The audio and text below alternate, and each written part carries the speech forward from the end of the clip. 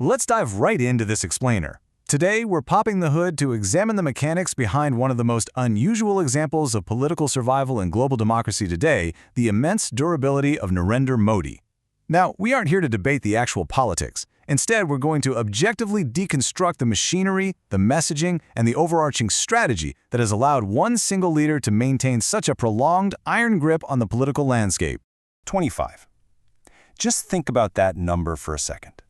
Very few democratic leaders anywhere in the world have managed to remain electorally dominant for a staggering quarter century. We are talking about a continuous run of power, first at the state level in Gujarat, and then nationally across India. What's absolutely wild here is that after 25 years of incumbency, a length of time that almost always breeds deep voter fatigue, his personal brand remains incredibly strong. So how exactly does a leader defy the natural gravity of democratic attrition for that long?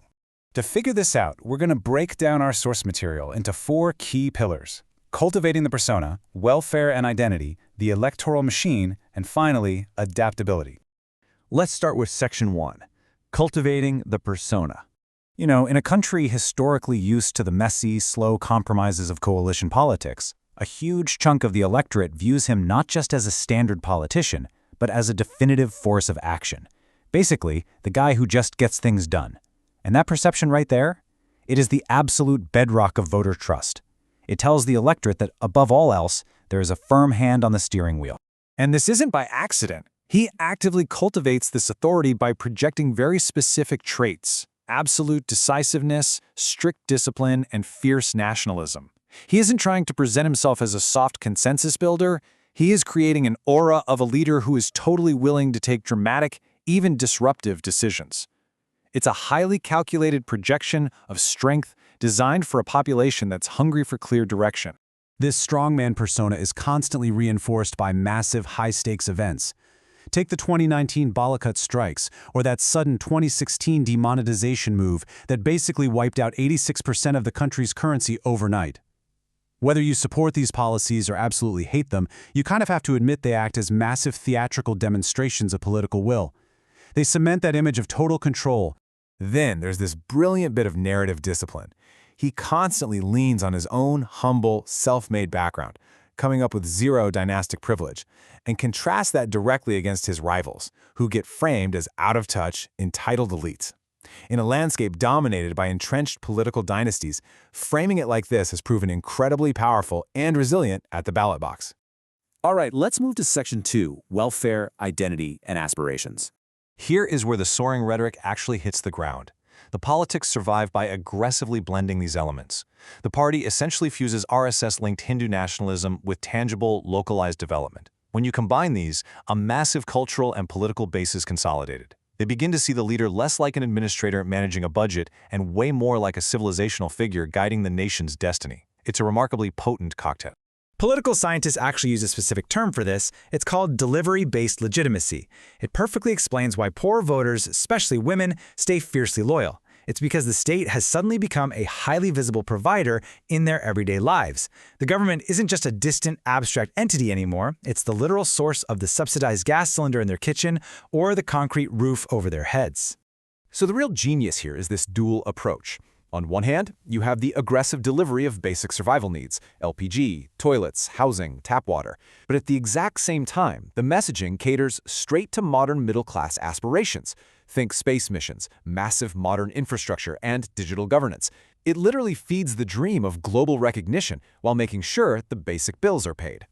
Of course, delivering policies isn't enough. You actually have to sell them. He bypasses traditional media gatekeepers through super simplified messaging and direct-to-voter programs like Mann Ki Baat. He manages to turn dry, technocratic policies into highly emotional mass communication. This constant, direct line to the public basically prevents opponents from ever dominating the national conversation. Which brings us to Section 3, the electoral machine. Because let's be honest, popularity without organization is just a crowd. But popularity with organization, that's a majority.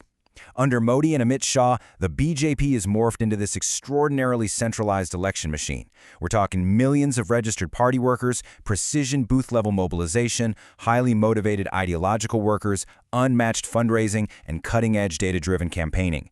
They literally leave nothing to chance. And you have to look at the flip side. The opposition struggles. The historical decline of the Congress Party left a giant national vacuum.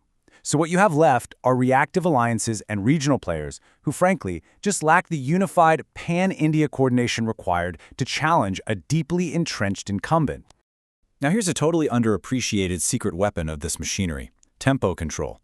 The administration is just relentlessly generating new announcements, deep symbolism, national security narratives, massive diplomatic moments, temple inaugurations. It moves so incredibly fast. Opponents are stuck perpetually reacting.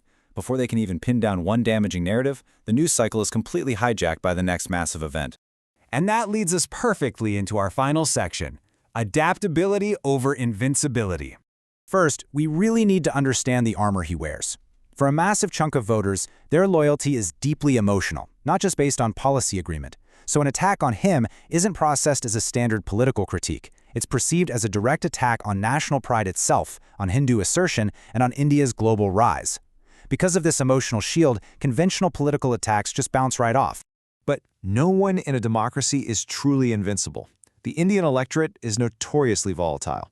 He's faced very real democratic pressures. His party has lost crucial state elections, dealt with massive agrarian protests, taken intense heat over unemployment, and experienced reduced seat shares. Economic fatigue and shifting coalitions are very real threats, constantly lurking in the background. So, what is the ultimate takeaway from this explainer? Is it actual invincibility, or is it just unprecedented adaptability? The reality is, his secret isn't that he's immune to losing. It's that he has masterfully adapted his messaging, his alliances, and his delivery over and over again, pivoting before terminal decline could ever fully set in. And that leaves us with a fascinating question. In the volatile world of modern democracy, is the ultimate superpower simply the ability to pivot faster than your critics can even speak? Thanks for joining me on this explainer, and keep questioning the mechanics of the world around you.